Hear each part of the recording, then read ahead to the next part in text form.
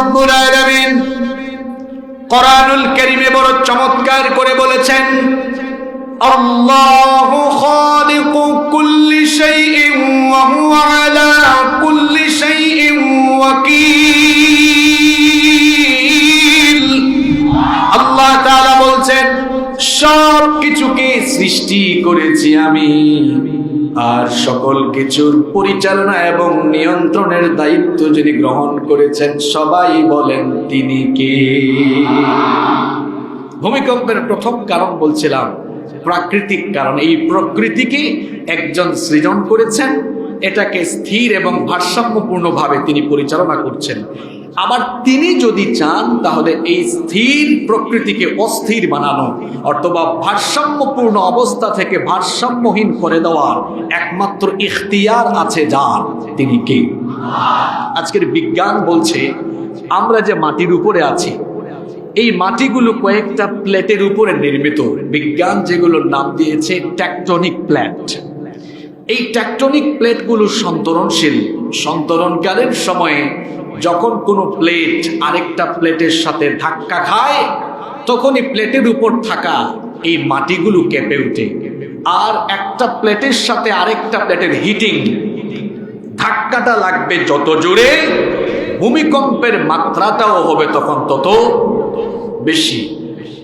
তো এই প্লেটগুলোর পারস্পরিক ধাক্কার ফলে ভূমিকম্প হতে পারে। আবার ভূমিকম্পের আরো কিছু প্রাকৃতিক কারণ আছে। ভূতত্ত্ববিদরা বলছেন এই মাটির নিচে শিলা আছে, ভূগর্ভে যে শিলা আছে, শিলাচ্যুতির ফলেও ভূমিকম্প হতে পারে। আবার ভূগর্ভে আগ্নেয়গিরি আছে, আগ্নেয়গিরি থেকে অগ্নুৎপাতের ফলেও ভূমিকম্প হতে পারে। এই যে প্রাকৃতিক কারণগুলো বললাম, প্রাকৃতিক এই কারণগুলো, এই সকল কারণে যে ভূমিকম্প হয়, প্রকৃতি নিজে নিজে অস্থির হতে পারবে না, প্রকৃতি নিজে নিজে যা ইচ্ছা তা করতে পারবে না, কারণ প্রকৃতিকে কন্ট্রোল করছেন কে? 2 নম্বর হচ্ছে কৃত্রিম কারণ। ভূমিকম্প বলেন, জলোচ্ছ্বাস বলেন, আমফান বলেন, আইলা লাইলা, সিডর বলেন, করোনা মহামারী বলেন, অমিক্রন বলেন, কিংবা যে কোনো ধরনের আসমান জমিনের বালা মুসিবত, এগুলোর 2 নম্বর কারণ হলো কৃত্রিম কারণ। এমনি এমনি গজব আসে না। আল্লাহ বলেছেন গজব তখনই আসে মানুষ যখন পাপাচারে আর গুনাহের ভেতরে ডুবে যায়, তখন আমি আল্লাহ তাদেরকে সতর্ক করার জন্য হালকা হালকা গজব ছাড়ি। তাহলে গজব আসার বা ভূমিকম্প যে কোনো প্রাকৃতিক গজবের 2 নম্বর কারণ হলো এগুলো মানুষের পাপের কামাই, পাপের ফল। রব্বুল আলামিন কোরআনুল কারীমে এই কথা এভাবে বলেছেন, যাহারাল ফাসাদু ফিল বাররি ওয়াল বাহরি বিমা কাসাবাত আইদিন নাস। আল্লাহ তাআলা বলছেন স্থলে এবং জলে যত বিপর্যয় ঘটে এগুলো মানুষের 2 হাতের কামাই। মানুষ যখন গুনাহে আর পাপাচারে ডুবে যায় তখন এই ধরনের গজব আসে। আমি আল্লাহর রাসূলের একটা হাদিস আপনাদেরকে শোনাই। নবীজি বলেছেন কিয়ামতের ঘটনা ঘটার আগে আখিরি জামানায়, শেষ জামানায় কি কি ঘটবে আমার মতো ছোট হুজুর এগুলো বলা লাগবে নাকি নবীজি বলে গিয়েছেন? এগুলো হাদিসের মধ্যে কিতাবুল ফিতান আছে, ফিতনার অধ্যায়, অর্থাৎ শেষ জামানায় কি কি ফিতনা, শেষ জামানায় কি কি পরিস্থিতি বিরাজ করবে, নবীজি সুস্পষ্ট ভাষায় সেগুলো বলে গিয়েছেন। নবীজি বলেছেন আখিরি জামানায় কিয়ামতের আগে সিরিজ ভূমিকম্প হবে, কিছুদিন পর পর ভূমিকম্প। আল্লাহর নবী এমন কথাও বলেছেন রাতের বেলা তোমরা সুসজ্জিত সুন্দর শহর দেখবা, সকালবেলা দেখবা কিচ্ছু নাই। আল্লাহু আকবার। নবীজি বলেছেন আখিরি জামানায় এমন এমন গজব আসবে, খাসফান ওয়া মাসখান ওয়া কাদফান।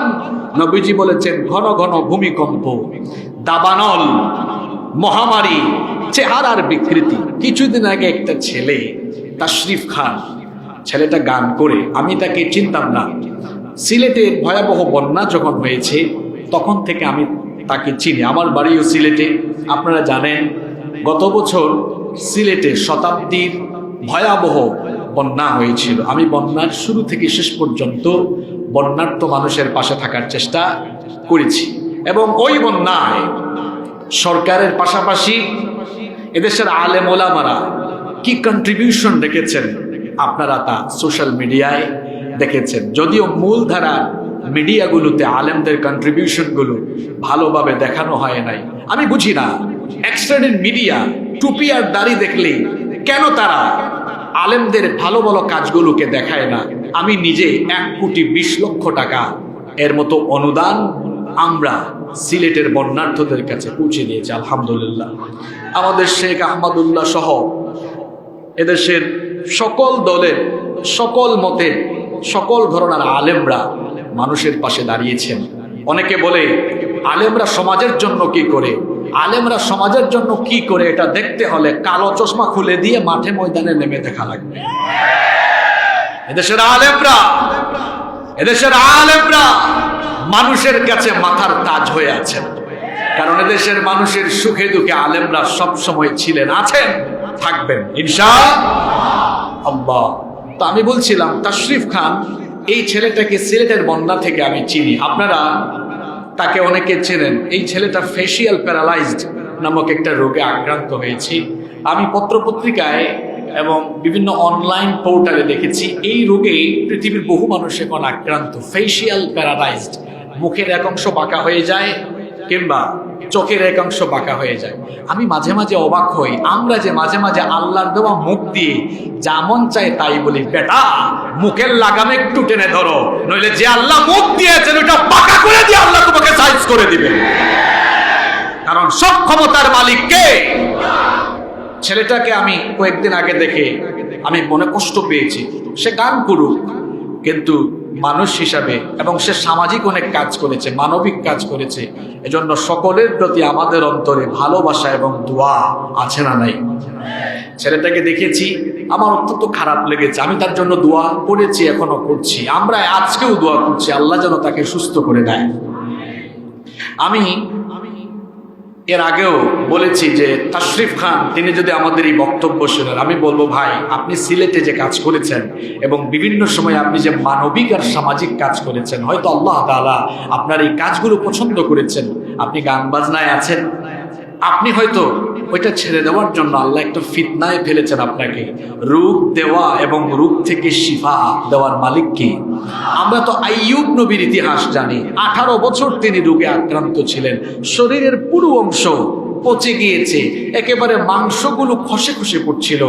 এই চরম পর্যায়ের অসুস্থতা থেকেও আইয়ুব আলাইহিস সালামকে শিফা যিনি দিয়েছিলেন তিনি কি? এজন্য আমাদের ভাই তাশরিফকে আমরা বলবো, ভাই আপনি গান বাজনা থেকে ফিরে আসুন, আমরাও আপনার জন্য দোয়া করছি। হয়তো আল্লাহ আপনাকে কবুল করবেন, আল্লাহ আপনাকে দিনের প্রতি পরিচালিত করতে, দিনের প্রতি ফিরিয়ে আনতে এটা করেছেন। আমরাও দোয়া করছি আল্লাহ তাকে সুস্থ করে দেন। তো এই যে চেহারার বিকৃতি হওয়া, এই কথাটা আমি আনলাম হাদিস থেকে। নবীজি বলেছেন কিয়ামতের আগে এ ধরনের ভয়াবহ পরিস্থিতি আসবে, মানুষের চেহারা বিকৃতি ধারণ করবে, ঘন ঘন ভূমিকম্প হবে, মহামারী আসবে। কেন আসবে? এই হাদিসে নবীজি কারণ বলেছেন। আমি কেন কারণ বলবো?